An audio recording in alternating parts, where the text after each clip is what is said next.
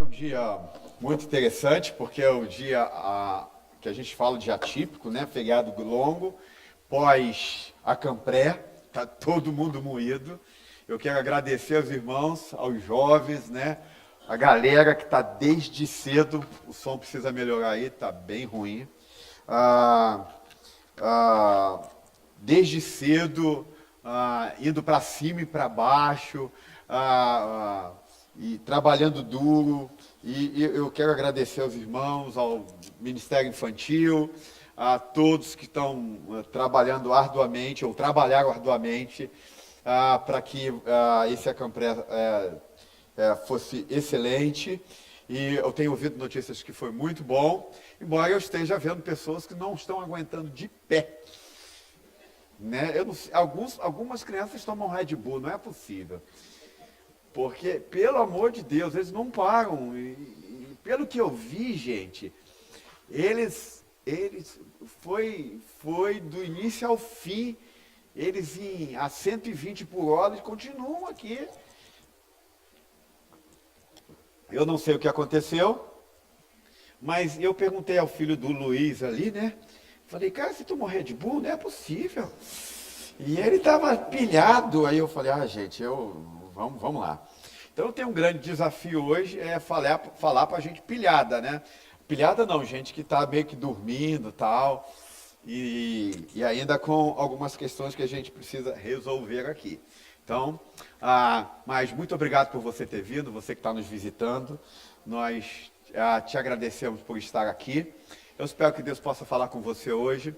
Quero lembrar que depois, logo após o sermão, nós temos a ceia e os nossos dízimos e ofertas.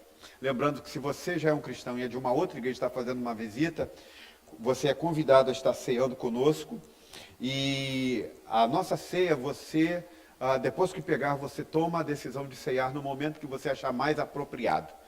Então, nós louvamos a Deus por você estar aqui e eu quero que você se sinta bem à vontade. Agora, se você tem um filho de 2 a 11 anos, eu peço que você libere seu filho para a escolinha, para que eles possam estar na escolinha. Enquanto isso, eu vou estar passando o que nós vamos falar hoje, à noite, que nós estamos numa série chamada Intimidade com Deus, e a gente vai falar um pouco sobre a oração de Ana pela família. Eu queria que você abrisse em 1 Samuel capítulo 1, do 4 ao 11, e do capítulo 2, do verso 1 ao verso 10. 1 Samuel 1, do 4 a 11, de 1 a 10. A gente está falando um pouco sobre oração, intimidade com Deus. A gente acredita que se uma igreja não ora, ela tem pouco poder, pouca autoridade, ela tem pouca expressão do Evangelho. Então, eu quero trazer ao seu coração a importância de orar. E semana passada eu falei sobre a oração de Abraão sobre Sodoma e Gomorra, e o quanto é importante nós orarmos, e como Abraão, eu expliquei isso para vocês, ele não se acostumava simplesmente com um sim de Deus. Ele queria sempre mais, pedia mais de Deus. Obviamente que você que esteve aqui não tem a ver com a teologia neopentecostal. A gente está falando de a gente querer que Deus venha com seu reino sobre nós. E eu disse para vocês, sempre busque grandes coisas de Deus na sua vida. Sempre. Nunca tenha medo disso, de buscar grandes coisas de Deus na sua vida. Então, nós temos visto a mão de Deus, e eu queria que você, então, prestasse atenção nesse texto, 1 Samuel capítulo 1, do 4 ao 11, e capítulo 2, do verso 1 ao verso 10. Então, deixa eu ligar aqui meu cronômetro, porque eu tenho um tempo, né? E hoje, então, o negócio está feio. Vamos lá. Eu queria convidar você a se pôr de pé, que aí agora eu vou, para você não dormir, eu tenho que você fique de pé. Então, e é um texto belíssimo, porque a gente não está... é um texto muito conhecido, mas um texto também belíssimo na expressão, né, não só no que aconteceu com Ana, mas na sua oração. Olha o que diz. Eu vou ler os pares e vocês leiam os ímpares, tá? No dia em que Elcana oferecia sacrifícios, dava porções à sua mulher Penina e a todos os filhos e filhas dela.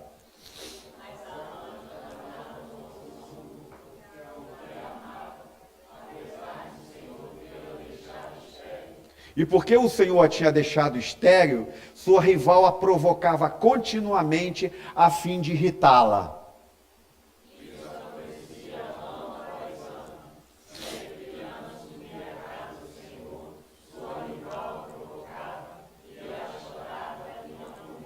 Elcana, seu marido, lhe perguntava: Ana, por que você está chorando?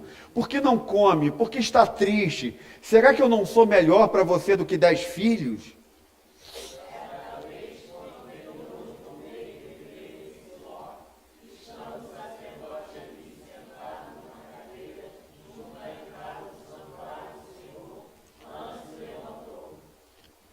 E com a alma amargurada chorou muito e orou ao Senhor.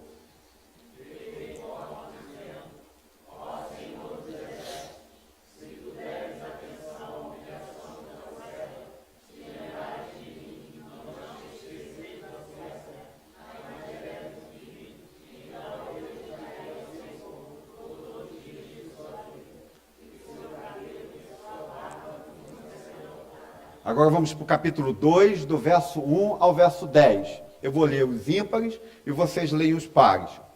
Então Ana orou assim: meu coração exulta no Senhor minha força é exaltada. Minha boca se exalta sobre os meus inimigos, pois me alegro em sua libertação.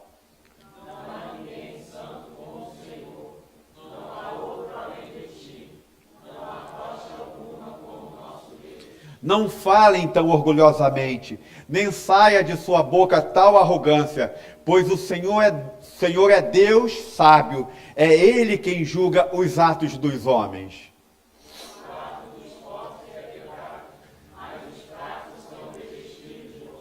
Os que tinham muito agora trabalham por comida, mas os que estavam famintos agora não passam fome. A que era estéril deu à luz a 7 filhos, mas a que tinha muitos filhos ficou sem vigor.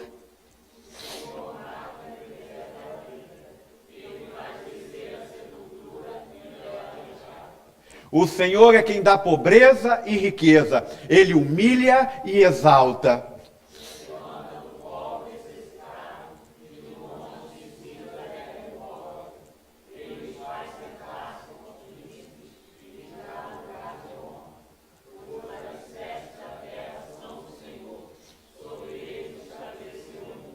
Ele guardará os pés dos seus santos, mas os ímpios serão silenciados nas trevas, pois não é pela força que o homem prevalece.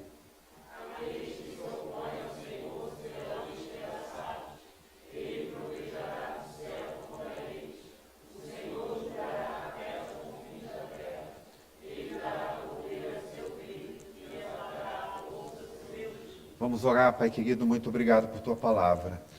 Cuida do nosso coração, Senhor. Que essa oração de Ana pela família seja também a nossa oração. Nós precisamos orar pelos nossos filhos, Senhor. Pela nossa família. Mas nós queremos orar de modo certo, Senhor. Nós queremos fazer a oração da Ana. Quantos pais aqui talvez precisem orar pelos seus filhos? Precisam que seus filhos se consagrem de novo ao Senhor. Nós queremos te pedir, Senhor, que hoje a gente ore pelo nosso lar, pela nossa casa, pela nossa família, Senhor. Que essa oração de Ana perpasse os tempos, Senhor. E que teu Espírito Santo nos ensine por que Ana fez essa oração. Porque a gente não quer simplesmente orar por orar.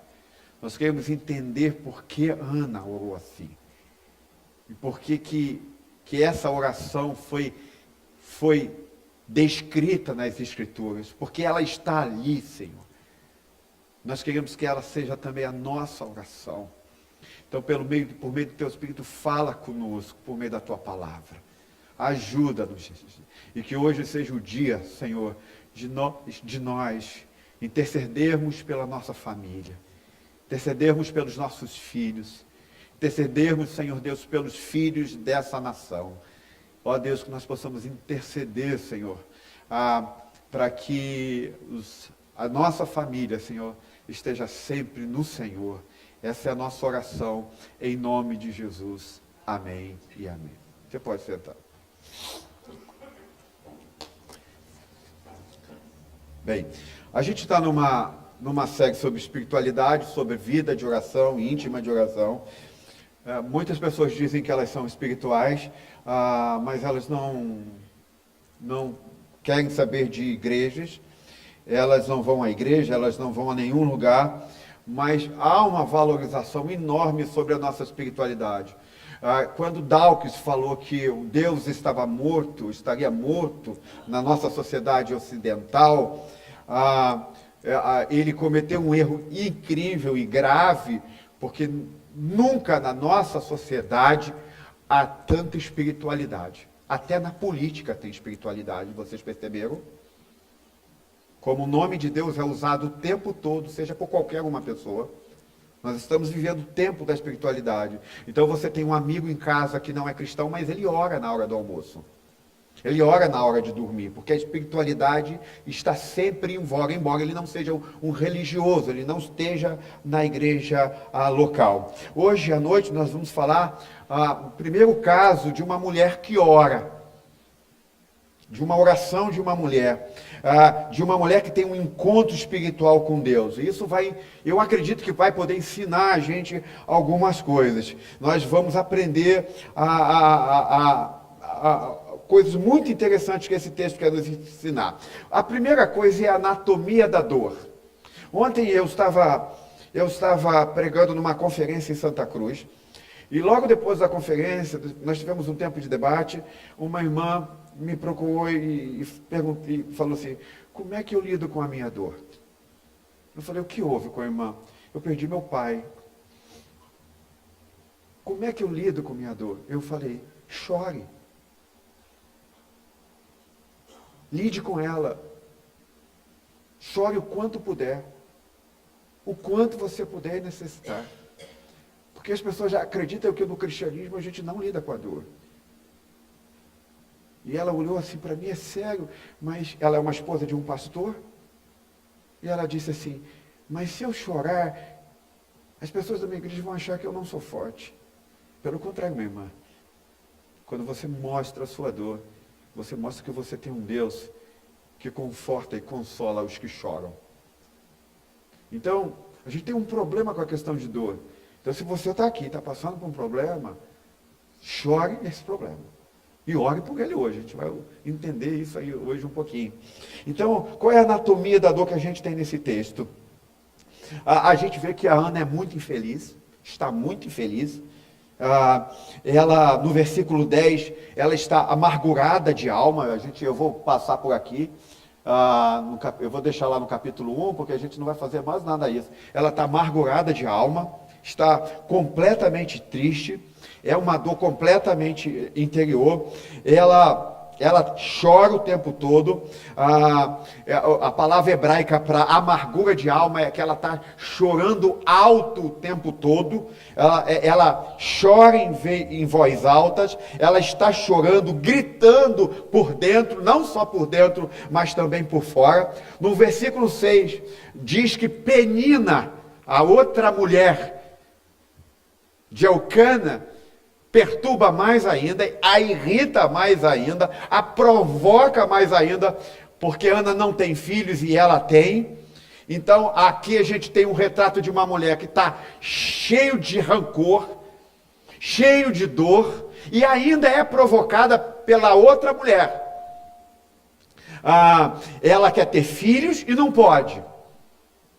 A Penina tem filhos e provoca a Ana que quer ter filhos e não pode. Talvez você esteja aqui e fale assim: pastor, mas eu conheço muitas mulheres que não podem ter filhos, e eu sei o quanto isso é doloroso, e elas se sentem extremamente dolorosas. Ou talvez haja gente aqui que não pode ter filhos e sente dor sobre isso. Mas eu quero que você entenda o contexto aqui, que é completamente diferente do pensamento ocidental sobre a questão de filhos. A questão de ter filhos no contexto ocidental é um conceito emocional, psicológico. Por isso que eu quero que a gente ore de acordo com as Escrituras. O que ela significa? Na cultura do Antigo Oriente, ter filhos é completamente diferente. As sociedades antigas, no seu status econômico, as famílias a mãe e o pai dependiam dos filhos para que quando eles nascessem, eles pudessem futuramente cuidar dos pais quando envelhecessem, porque não existia sistema previdenciário. Então, ter filhos antigamente era um projeto socioeconômico.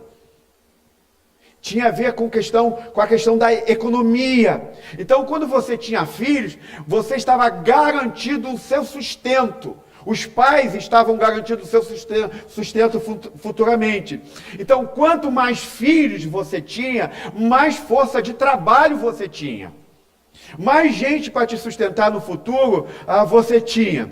Então, quanto mais dinheiro, mais status econômico e social se tinha naquela época. A gente viveu isso até pouco tempo, até a Revolução Industrial, onde a maioria das empresas eram empresas familiares. As famílias se reuniam e elas trabalhavam juntos, construíam a sua economia e se sustentavam. No contexto do Antigo Oriente, era isso que acontecia. Então, quando essas crianças ficavam adultas, eles que sustentavam os pais que envelheciam. Mas não é só isso que acontecia. Também tinha um outro fator, nas questões das tribos. A tribo, por que era incentivado as mães terem filhos? Porque quanto menor era a tribo, na questão masculina, a que tivesse mais homens, se formava um grande exército, e esse grande exército dominava as outras tribos.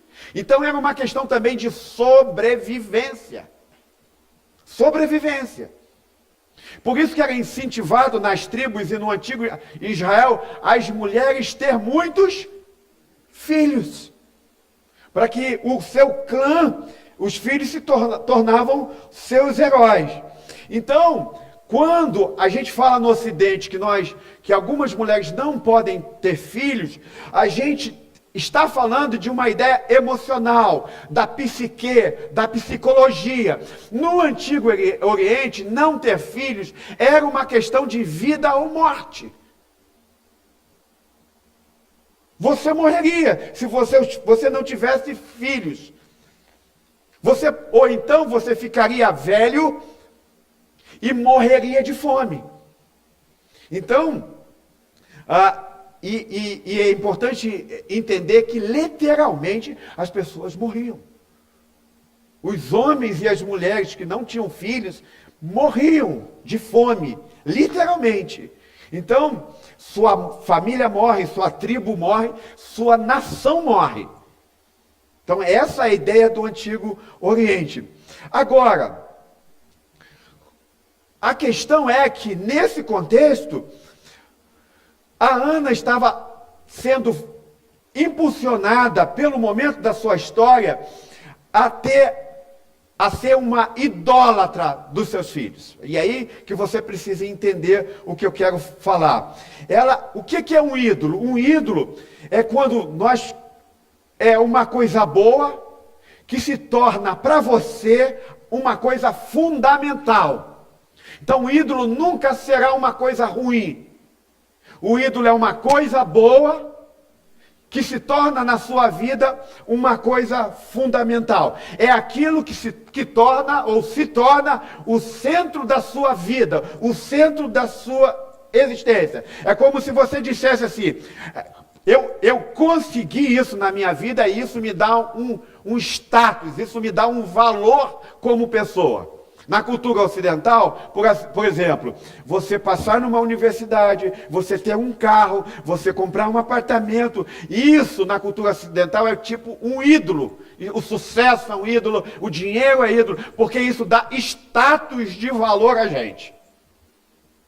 Nós somos o que somos pelo que temos, não pelo que simplesmente somos. Na cultura ocidental é assim que funciona. Nas sociedades antigas, as mulheres eram empurradas pela cultura para fazer dos seus filhos os seus ídolos. Da sua família, os seus ídolos. Na cultura antiga. Então, se você não tem filhos, você não tem nada. Você era alguém completamente desvalorizada. Talvez você possa dizer assim, pastor, mas isso é horrível. Quando a gente começa a pensar nas culturas do Antigo Oriente, como que elas oprimiam as mulheres. O que é interessante, que a gente sempre acha, quando a gente olha para as mulheres no Oriente, até hoje, contemporaneamente, a gente vê, gente, como que as mulheres lá são oprimidas, né? Elas têm que andar com as burcas, né? Com toda fechada. O Brasil jogou agora foi Iraque? Não foi na Arábia, que está dando pano para manga para render isso. E é a primeira vez que as mulheres puderam ir no estádio, e elas todas tampadas, eu esqueço o nome daquilo, acho que não é burca, mas tem um outro nome, e elas estavam no estádio. Então, a gente do Ocidente acredita que as mulheres do Oriente, elas vivem debaixo de opressão. Aí, na França, algum tempo atrás, uma menina iraquiana, uma mulher que morava no Iraque, vai ser entrevistada por um jornalista do New York Times. E esse jornalista do New York Times disse o seguinte, é incrível como nas culturas de vocês são menosprezadas, são oprimidas, são isso e aquilo. Aí a menina olha para o repórter e diz assim, em que mundo você está? Só na minha cultura que as mulheres são oprimidas?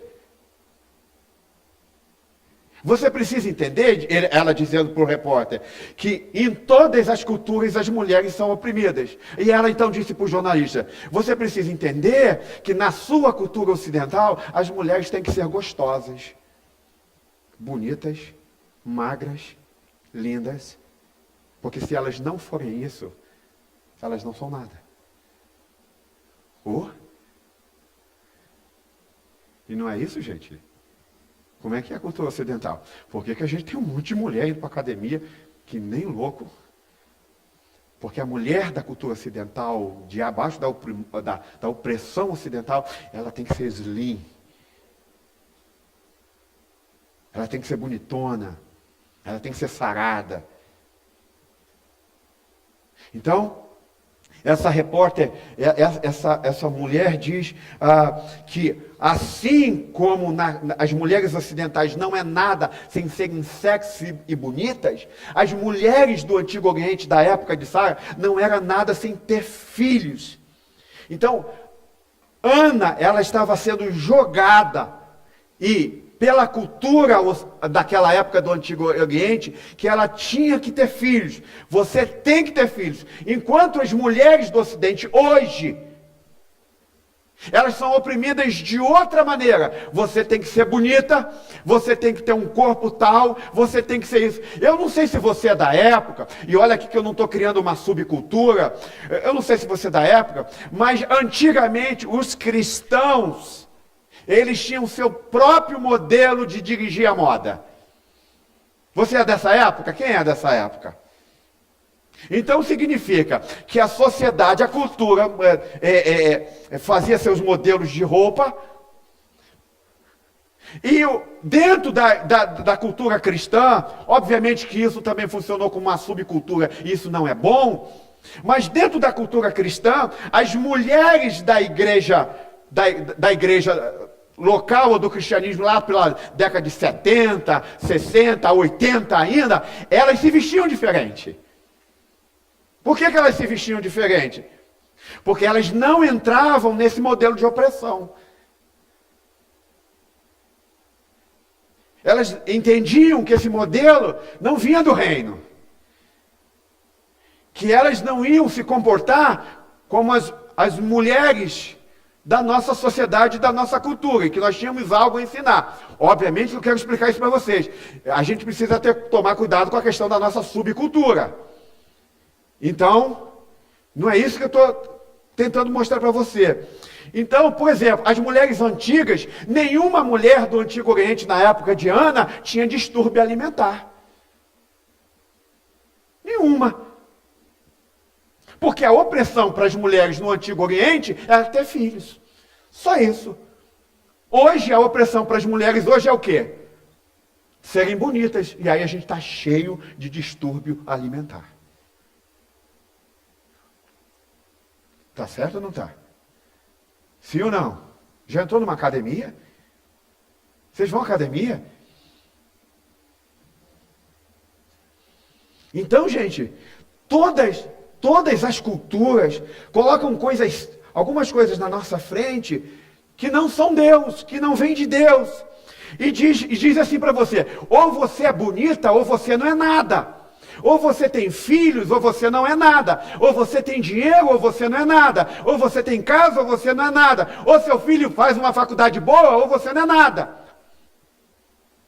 Ou seu filho não dá certo na vida, ou você não é nada. Essa é a nossa cultura, essa é a opressão da nossa cultura. Ela faz com que você crie deuses. Coisas que vão dar significado e sentido à vida de vocês. Fazer com que você se sinta útil. Então, por isso que às vezes você vê no Facebook, quando alguém passa num concurso, isso, eu acho que a gente deve valorizar e agradecer Deus por isso, a gente já bota logo lá em primeiro lugar, porque isso dá status. É a opressão que a gente vive. Então, se você constrói a sua vida na base da nossa cultura, você vai aceitar o que a cultura diz e você vai viver debaixo de opressão. E é isso que Ana está vivendo, debaixo de uma profunda opressão. Porque é uma questão de vida ou morte.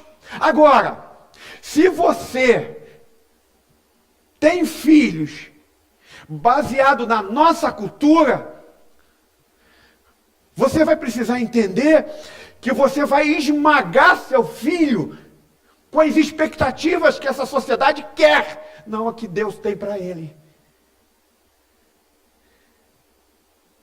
Entende?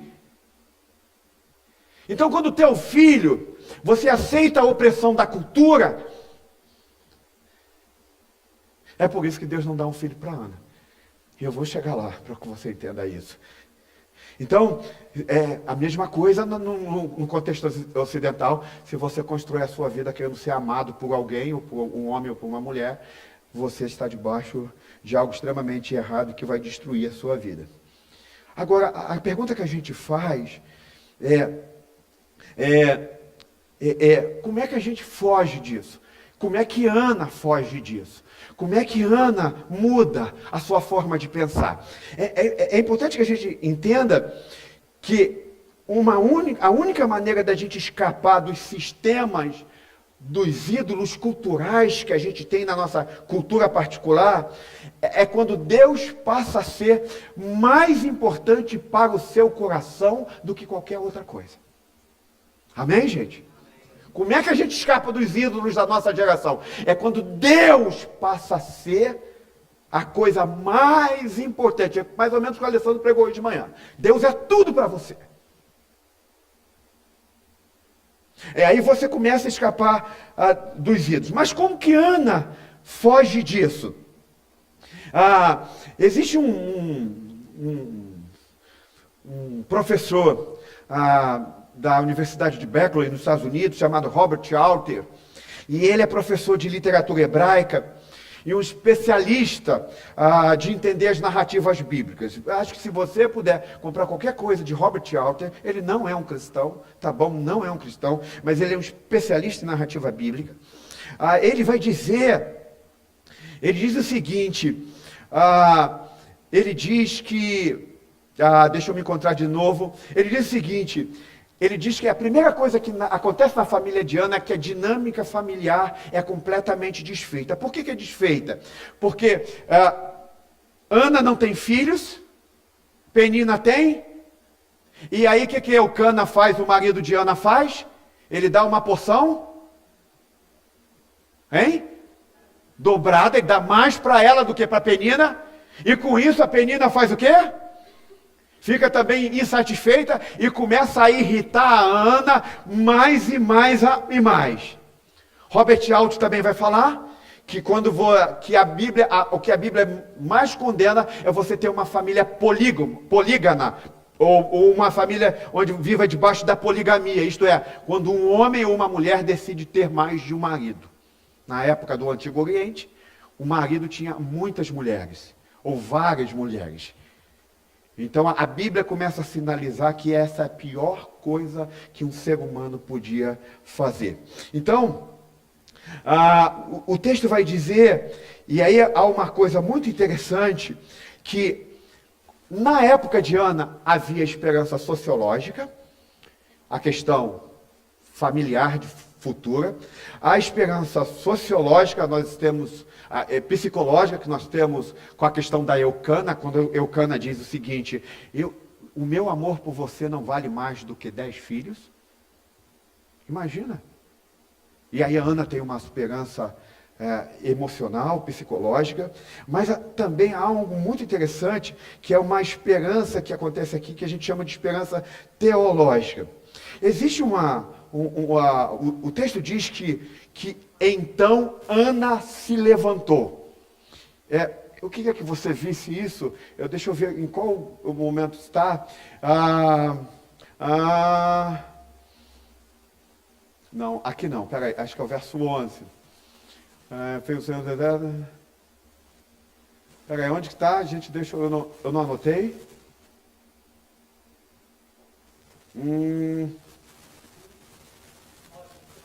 9? Ok. Certa vez, quando terminou de comer e beber em Siló, estando o sacerdote ali sentado numa cadeira junto à entrada do santuário, Ana se levantou. A primeira coisa, a palavra hebraica aqui para se levantar é surgir. Surgiu. Isto é, tem uma hora, gente, que eu e você temos que deixar de ser passivos com as coisas que estão nos acontecendo. Isto é, há uma hora na minha vida e na sua vida que você precisa entender que você tem que se levantar para se opor a tudo que está vindo contra você. A palavra surgiu, ou Ana se levantou, que é a palavra hebraica para surgir, significa que simplesmente ela resolveu agir. Tem uma hora que eu e você não podemos mais ficar chorando pelo que está acontecendo na nossa vida. Tem uma hora que a gente precisa tomar uma decisão na nossa vida, deixar de ser passivo. Diz o texto que Ana decidiu. Ana percebeu que estavam querendo empurrar para ela os ídolos. Ana percebeu que o que ela mais desejava é ter filhos, para que seus filhos fossem um ídolo para ela. Então ela toma uma decisão de não permitir que isso seja real na sua vida.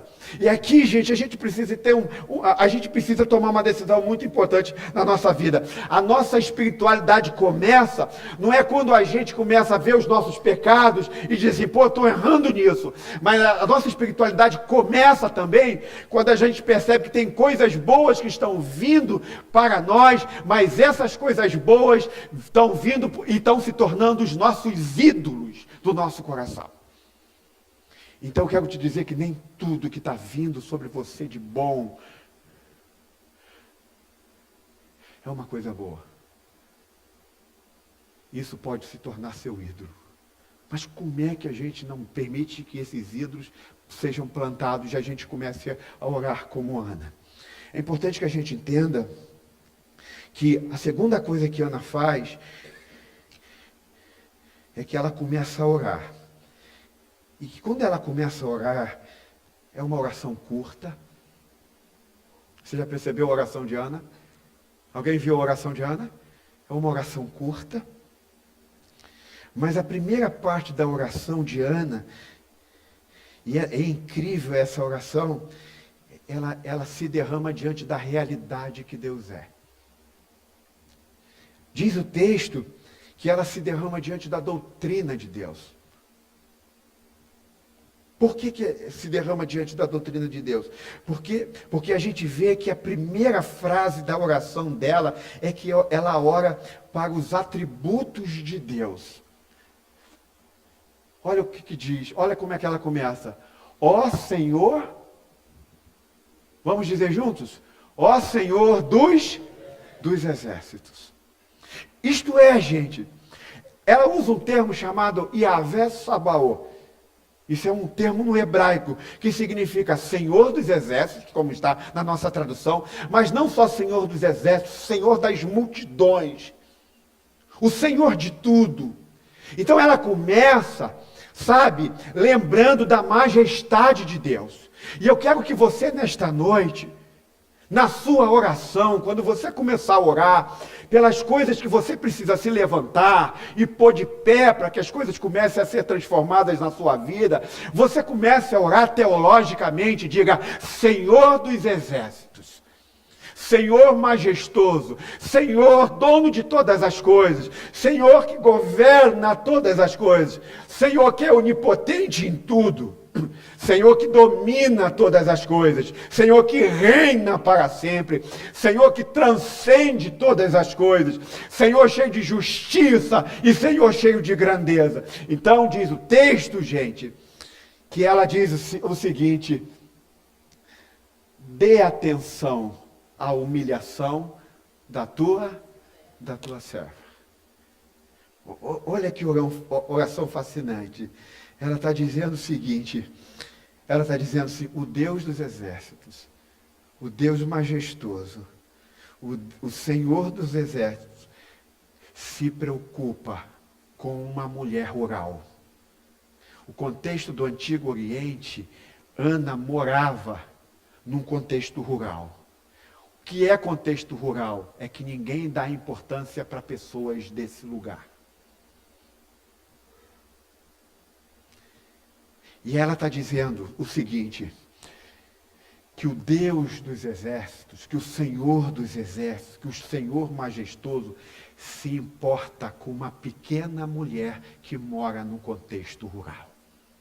Isto é, Deus está dizendo para você, e Ana está dizendo para você refletir nesta noite, que não importa o quanto pequena você seja, quanto pequeno você seja, que Deus se importa com a sua oração e que Ele está vendo você. Então é muito importante que a gente a gente se lembre disso. Então, ela está lembrando quem é Deus. Ela está levando a Deus as necessidades mais profundas.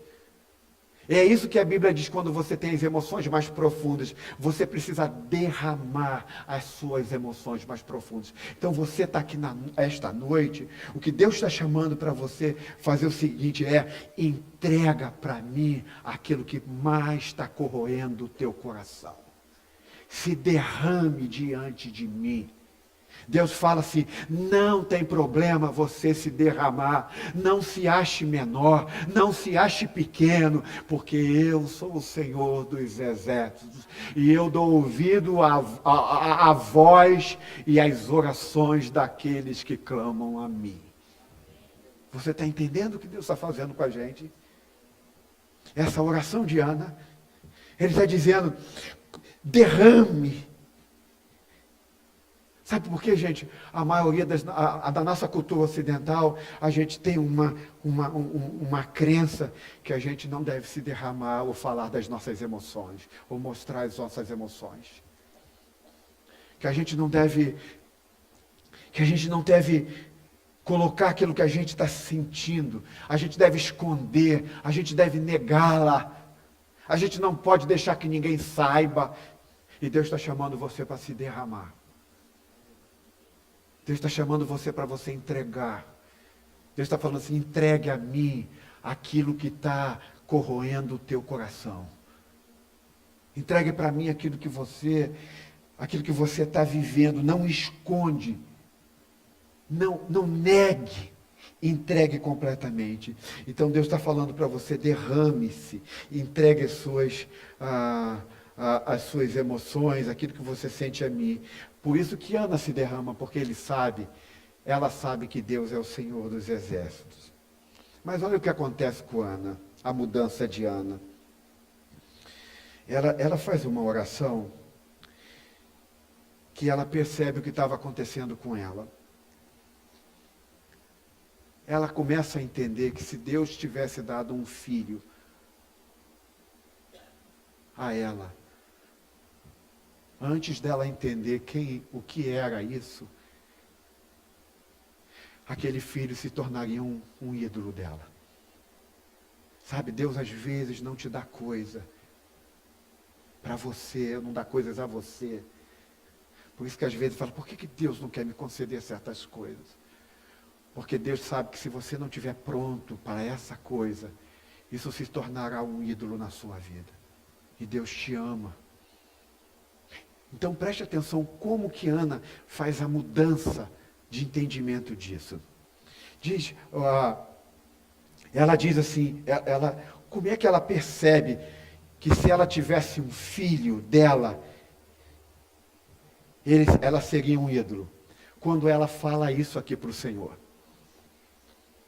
Se lembrares de mim e não esqueceres da tua serva, mas lhe deres um filho, então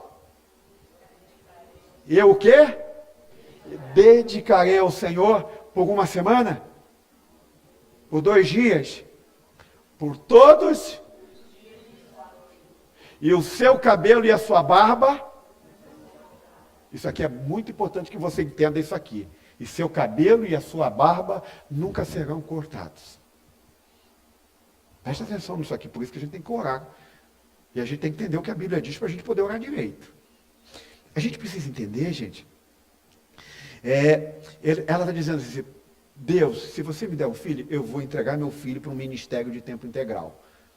Ele vai ser um pastor na sua casa. Ele vai ser alguém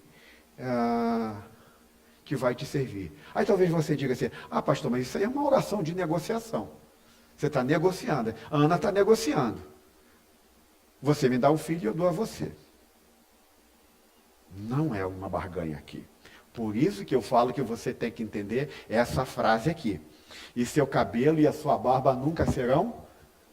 De quem era o cabelo e as barbas que nunca eram cortadas? De quem, gente? Dos nazireus. Deixa eu explicar isso para que você entenda isso aqui. Por isso que não é uma barganha. Ela diz, eu quero que meu filho seja um ministro do evangelho de tempo integral. Eu quero que ele sirva na tua casa. Eu quero que ele viva para a glória do teu nome. Então, o que era o nazireu? Por que não é uma barganha? Se você quiser entender sobre nazireu, você tem que ler Números capítulo 6. Aí você faz isso quando chegar em casa. Deixa eu ver quanto tempo eu tenho aqui ainda. Quando chegar em casa, e tem muito pouco tempo. Então diz o seguinte, o que é um nazireu? Nazireu, antes que você entenda o que é nazireu, para que você fosse um ministro do evangelho no Antigo Oriente, você tinha que ser da tribo de Levi. Se você não fosse da tribo de Levi, você, para ser um ministro do evangelho na sinagoga ou no templo, você tinha que se transformar num nazireu. Agora, o que significa ser um nazireu? O nazireu era uma pessoa de outra tribo que queria entrar para o ministério integral, queria ser um pastor leigo, queria ser um assistente do templo, alguma coisa desse tipo. E as 2 marcas de um nazireu é que ele não podia beber nenhuma bebida forte E a segunda é que ele não podia cortar o cabelo. Essas são as marcas de um nazireu. Então, sabe o que Ana está fazendo aqui, para a gente poder caminhar para o nosso final? Eu não sei se você está percebendo o que está acontecendo aqui. Um filho nazireu nunca poderia ajudar na economia familiar. Nunca. Por isso que ela não é uma barganha. Ela continuaria a morrer literalmente. Nunca ele poderia ajudar o sustento da mãe no futuro, nem do pai. Ele nunca poderia fazer nenhuma contribuição. Um filho nazireu nunca poderia acompanhar sua mãe e seu pai na velhice. Nunca. Ele não podia sair do templo. Você está entendendo o que está acontecendo aqui? Esse filho nazireu nunca poderia estar ausente do ministério. Longe do ministério. E não só isso. Um filho nazireu nunca poderia dar qualquer apoio emocional aos seus pais. Nenhum. Ô mãe, ô pai, tudo bem? Fica aí, fica forte, segue em frente. Nunca poderia fazer isso. Entende? No dia das crianças, que você sai com seus filhos, que joga bola com ele, que brinca, que leva para o parque, a Ana nunca poderia fazer isso. Nunca. O Acampré, o filho da Ana nunca estaria lá. Ela não poderia acompanhar seu filho. Por isso que isso não é uma barganha. Eu não sei se você está entendendo o que eu estou dizendo. E não só isso, ela nunca poderia criar seu filho. Ele vai estar longe sempre. Sabe o teu filho quando vai viajar e o celular dele tu pega, tu fica como? Diz aí para mim, tu fica como? Desesperado. Ana nunca vai ver o crescimento do seu filho.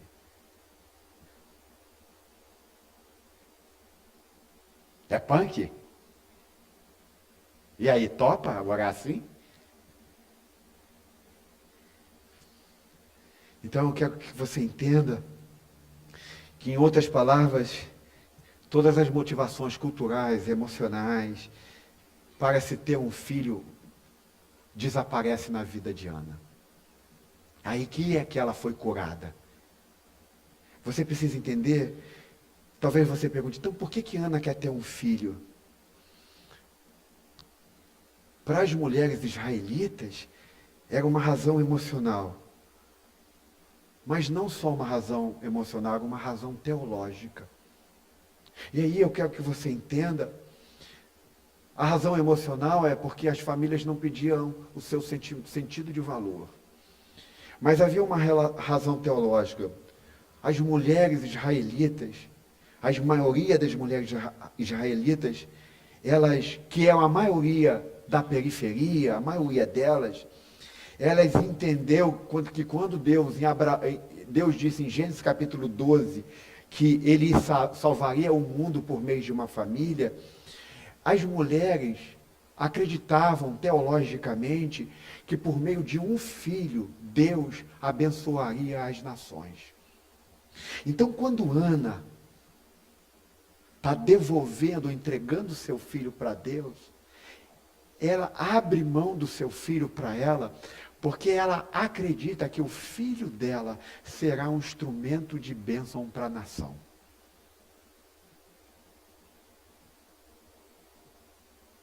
É a razão teológica. A história diz que as mulheres israelitas entendiam isso e elas queriam, embora Ana quisesse, ter muito um filho, ela diz assim, é como se ela estivesse dizendo assim, eu queria muito um filho para mim, mas agora eu aprendi que eu quero um filho para você, Deus. É isso que você quer para os seus filhos? É isso que você quer para os seus filhos? Você quer um filho para você ou quer um filho para Deus? Ana está entendendo isso aqui. Ela diz, por muito tempo eu quis um filho para mim, porque ele me salvaria do meu futuro. Mas ele seria um ídolo para mim. Agora eu entendi que eu não quero mais um filho para mim, eu quero um filho para ti, para a glória do teu nome, para salvar as nações. Então, isto é o que Ana está dizendo, é que o tempo todo eu quis ser mãe, mas agora eu quero, na verdade, que o meu filho possa ser um meio de trazer vida a esse mundo. Eu quero que meu filho viva na presença de Deus. Eu quero que meu filho possa trazer uma vida real para esse mundo. Então, gente, por que Ana está orando? É que ela está orando e ela é convencida na oração que o seu filho não é um fim em si mesmo. Que o seu filho vai nascer, ou ele está orando para que ela nasça, para que ele tenha uma missão nessa terra. Para que ele seja um tipo de salvação para esta terra. Então ela começa a mudar o centro da sua vida. Se o centro da sua vida quer ter um filho para ela, agora ela quer ter um filho para Deus. E aí eu não sei se você pode ler na sua Bíblia, no verso 18, verso 19, que diz uma coisa muito interessante, que diz o seguinte, verso 18 e verso 19, e ela disse, espero que sejas benevolente para com a tua serva. Então ela seguiu seu caminho, comeu e seu rosto já não estava mais abatido. Na manhã seguinte, eles se levantaram e adoraram o Senhor. Então voltaram para casa em Ramá. Elcana teve relações com sua mulher Ana, e o Senhor se lembrou dela. Assim Ana engravidou, e no devido tempo deu à luz um filho, e deu-lhe o nome de Samuel, dizendo, eu pedi ao Senhor. Eu quero terminar aqui nesse sentido. Você percebe que Ana ora e fica feliz. Ela não ora, engravida e fica feliz. Diz o texto que ela ora, se alegra e engravida. Significa o seguinte, gente, que está aqui uma mulher que estava completamente abatida com sua filha, porque não tem um filho, totalmente amargurada, e ela começa a entender que Deus não estava dando um filho para ela, porque o filho seria o ídolo dela. E aí ela percebe que ela não queria mais um filho para ela, mas ela queria um filho para o Senhor. E aí ela vai orar. E diz o texto que quando ela ora, ela se derrama diante do Senhor, e diz o texto que ela fica feliz. Mas ela não tinha engravidado ainda. O filho dela não tinha nascido ainda.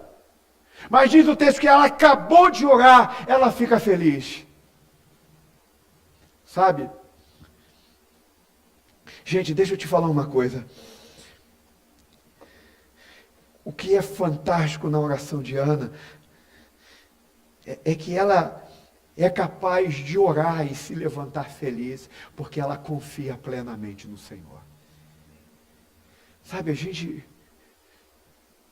eu quero convidar você a orar por sua família, por seus filhos, e se levantar daqui feliz. Ainda que você não esteja vendo nada. Eu quero convidar você a orar por sua vida, e sair daqui feliz, sem estar abatido, sem estar depressivo, sem estar cabisbaixos. Sabe por quê? Porque você entendeu que a sua vida é do Senhor, que seus filhos são para o Senhor, e que a sua oração deve ser para que tudo na sua vida pertença ao Senhor. Que seus filhos, eu não estou dizendo que você deve orar para seus filhos ser um pastor, que isso, assim seja se você quiser, mas você deve orar para que seus filhos, onde é que eles estejam, nessa nação, eles sejam uma bênção para essa nação. Amém, gente? Sua filha vai ser o quê? Seu filho vai ser o quê? Você que está aqui, jovem, você na sua profissão, a oração de Ana é que seu filho fosse uma bênção para a nação. Ana estava profetizando porque nasceria um filho que morreu pelos nossos pecados, assumiu a nossa culpa e ele seria o salvador de todas as nações. Por que Israel não consegue ver que Jesus é o Messias? Porque na história israelita, os israelitas olham para os seus antepassados, para Samuel, para Gideão, para todo mundo, para Davi, e eles olham para os homens e esquecem de olhar para as mulheres. Mas é das mulheres que nascem o libertador. E aí por isso que Ana ora. E então Ana orou assim. E eu quero terminar com essa oração. Meu coração, ela não tinha tido filhos ainda. Ela só orou. Ela não tinha engravidado ainda. Aqui sim. Mas eu vou explicar o que vai acontecer, por que ela fez isso. Aqui sim. Mas quando ela ora no verso 18 e verso 19, ela não tinha engravidado ainda. Mas eu queria que você entendesse o que é oração. Como que o nosso Deus é, o Deus dos cristãos. Ele diz, e Ana orou assim, então meu coração exulta no Senhor da minha força exaltada, a minha boca se exalta sobre os meus inimigos, pois me alegro em sua libertação. Não há ninguém como santo como o Senhor, não há outro além de ti, não há rocha alguma como o nosso Deus. Você entende que teu Deus é assim? Não há rocha como o nosso Deus, não há Deus como tu, não há Deus tão poderoso como você, não há Deus tão majestoso como o Senhor. A gente está pronto para orar agora, mas ela continua. Não falem orgulhosamente, nem saia da sua boca tal arrogância, pois o Senhor Deus é sábio e Ele quem julga os atos dos homens. Ele conhece o meu coração. O arco dos fortes é quebrado, mas os fracos são revestidos de força. Ele diz assim, o que Deus está dizendo através da oração de Ana, é que você pode ter chegado fraco aqui e sair forte daqui. Porque Deus muda as circunstâncias. Deus muda o nosso estado de vida. Ele diz, os que tinham muito, agora trabalham por comida. Mas os que estavam famintos, agora não passam fome. O que era estéril, deu à luz a 7 filhos. Mas a que tinha muitos filhos, ficou. Deus muda a história. Deus muda a nossa vida. Deus muda as nossas circunstâncias. Ana está dizendo, nós temos um Deus que muda situações. Que é capaz de transformar a história. No verso 6 diz, o Senhor mata e preserva a vida. Ele faz descer a sepultura e dela resgata. Isto é, Deus é dono de tudo. Ele é o Senhor da vida. Ele é o Senhor de tudo. E aí diz, o Senhor é quem dá pobreza e riqueza. Ele humilha e Ele exalta. Levanta do pó o necessitado e do monte de cinzas ergue o pobre. Ele o faz sentar-se com os príncipes e dá lugar de honra. Pois os alicerces da terra são do Senhor. Sobre ele estabeleceu o mundo. Ele guardará os pés dos seus santos. Mas os ímpios serão silenciados nas trevas, pois não é pela força que o homem prevalece. Aqueles que se opõem ao Senhor serão despedaçados. Ele trovejará do céu contra eles. O Senhor julgará até os confins da terra. Ele dará o poder ao seu rei e exaltará a força do seu ungido. É uma profecia sobre o ungido que virá. Que morreu pelos meus e teus pecados. Que foi morto fora do arraial. No lugar que Ana chama de cinzas. É um lugar que ficava fora de Israel, onde ficava o lixo de Israel. E é ali que o nosso Salvador foi morto. E ele, no meio das cinzas, ele, como um servo sofredor, vence a morte. E aí ele diz as Escrituras que é por isso que nós podemos nos sentar nos lugares celestiais em Cristo Jesus. Eu quero convidar você a orar e terminar agora. Quero chamar os músicos. E eu queria te chamar para que você entenda que você crê que Deus é capaz de mudar circunstâncias. Você é capaz de começar orando assim hoje, nesta noite: Senhor dos exércitos, Deus de toda a terra, que reina e reinará para sempre, majestoso, poderoso. E aí você pode se derramar e dizer assim: atende a oração da tua serva. Você gostaria de orar por seus filhos? Que meus filhos sejam uma bênção para essa nação. Você gostaria que ele fosse isso? Porque enquanto seus filhos forem um ídolo para você, você vai esmagá-lo com as suas pretensões. Você vai fazer com que ele viva a vida que você não quis ter, que você não conseguiu ter. Mas quando você entender que seu filho não é seu, mas é do Senhor, ele está dizendo: Senhor, eu compreendi que eu não quero mais um filho para mim, eu quero um filho para ti. Não vai acontecer com você hoje que seu filho vai ficar aqui dentro da igreja e você nunca mais vai vê-lo. Mas que você todos os dias, quando estiver com ele, você sabe que seu filho, você está orando para que ele seja um filho em missão. Que a sua vida seja em missão para a glória de Deus. Você acredita que Deus pode mudar situações? Que Deus pode transformar a sua vida? Que Deus pode... Qual é o drama que você está vivendo hoje? Você acredita que se você orar, você já pode se levantar feliz daqui? Porque você sabe que Deus é Deus justo e sábio. Que você não vai sair daqui triste. Diz o texto que Ana orou e saiu feliz. Lavou o rosto e adorou ao Senhor. Eu queria convidar você, antes de nós virmos aqui para a ceia, que você ficasse de pé comigo, enquanto nós estamos dedilhando. E eu queria que você se juntasse com alguém e orasse com ele. Orasse por sua vida. Mas orasse mesmo. Orasse por sua família. Orasse por seus filhos. Existe alguma coisa que você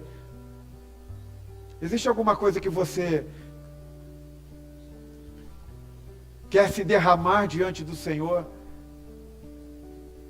Nós temos alguns irmãos sozinhos aqui. Eu não gostaria que ninguém ficasse sozinho, por favor. Queria que alguém... Queria que a gente orasse. Nós estamos num tempo de oração. Procure alguém que se estiver sozinho. Obrigado, Fábio. Obrigado. Ore com ele. Comece a orar.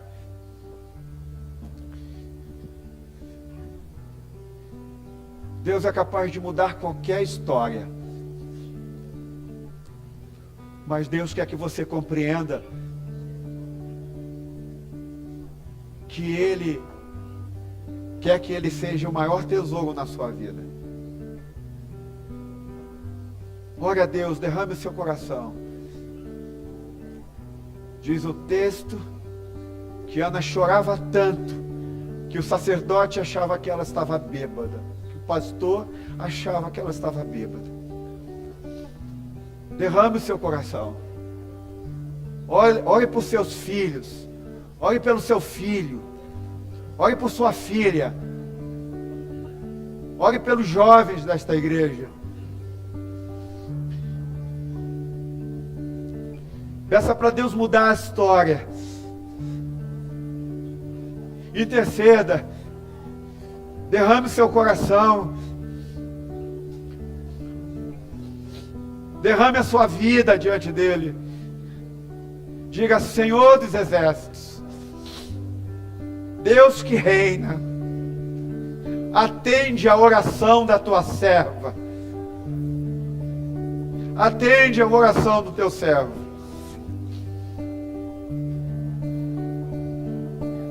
Atende a minha oração. Você entendeu nesta noite que você não pode ter nada de Deus por pressão cultural, que tem que ser tudo para a glória de Deus.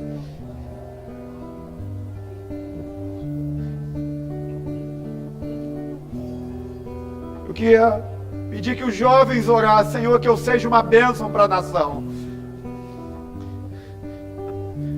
Que eu seja uma bênção para a nação. Ó Senhor, derrama do Teu Espírito sobre nós.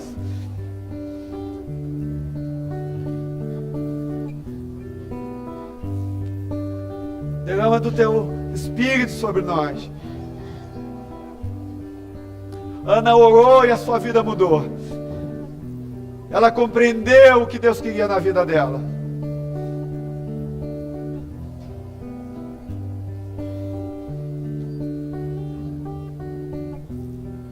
Sabe, gente, não sei se você já terminou de orar.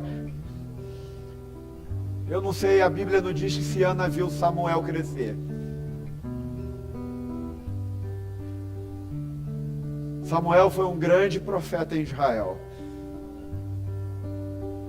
Mas eu fico imaginando Ana dizendo assim: ah, foi por isso que você não quis me dar um filho antes, né? Porque se você me desse um filho antes, ele não seria salvação para a nação. Eu tive que aprender primeiro que meu filho tinha que ser para a glória do teu nome. Por isso você não me deu.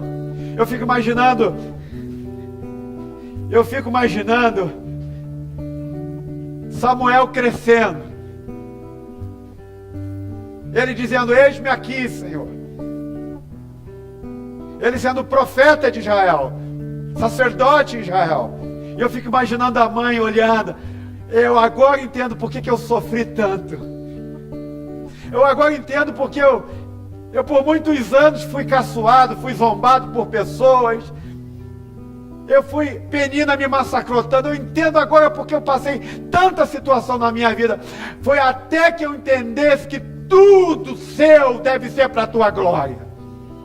Eu fico imaginando se Ana pudesse olhar para o seu filho, Samuel, e ele profetizando em nome do Senhor, e seja uma bênção para a nação. A minha oração é que você veja seus filhos sejam bênçãos, sendo bênçãos para essa nação.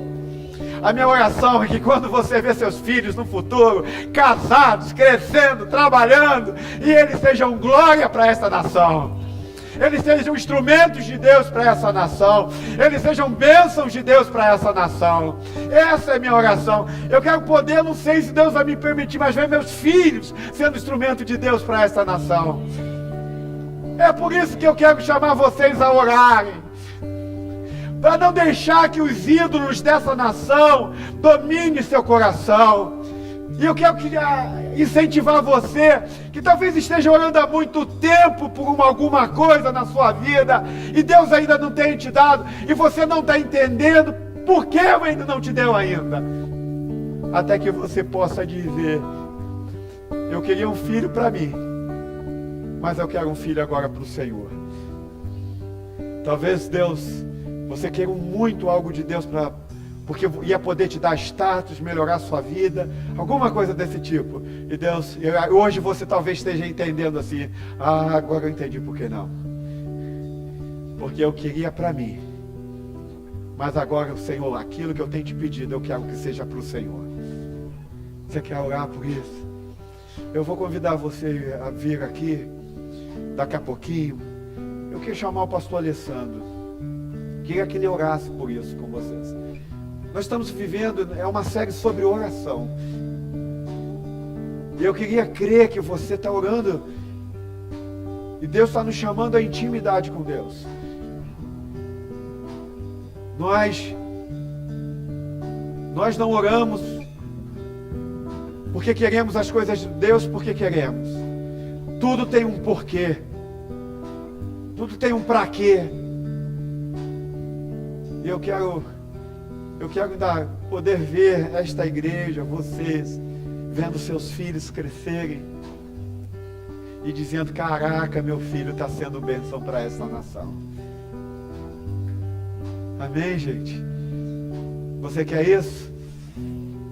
Ou talvez você que não tenha filho, uma mulher, um homem, e você tem pedido algo a Deus há muito tempo.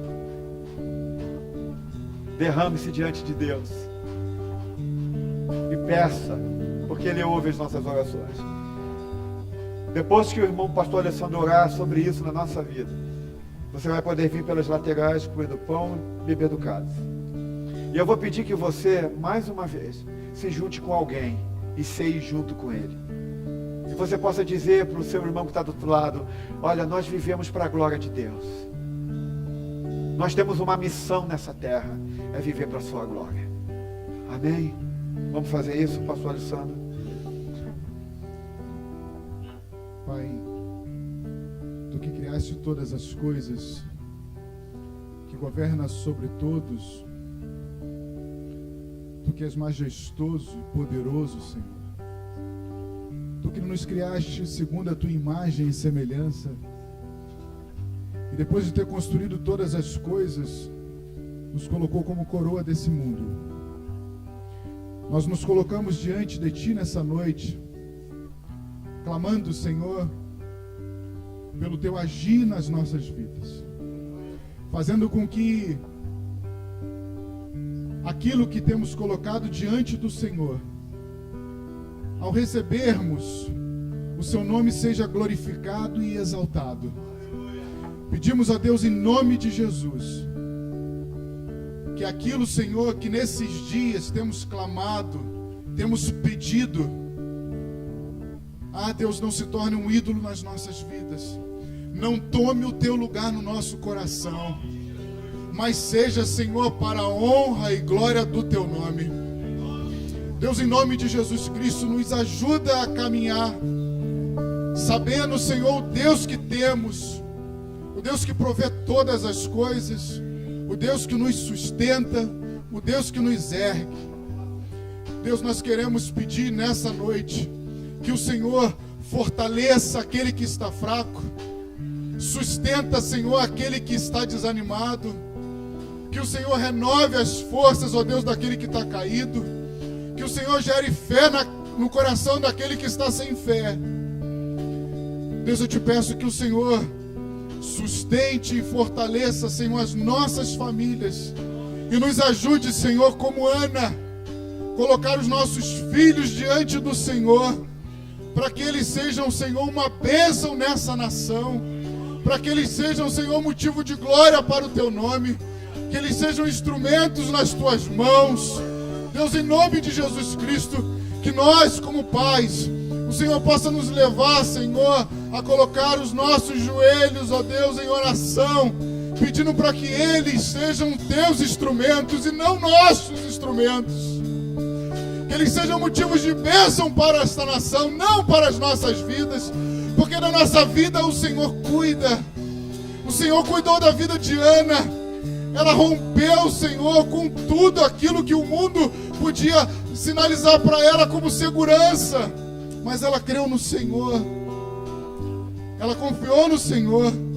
E eu te peço, nos ajuda a confiar no Senhor, que os nossos filhos não sejam os nossos ídolos, mas que o Senhor seja o nosso Deus sempre, que o Senhor seja o Deus dos nossos filhos, o Deus da nossa família, em nome de Jesus. Em nome de Jesus eu te peço, Senhor, nessa noite, em nome de Jesus.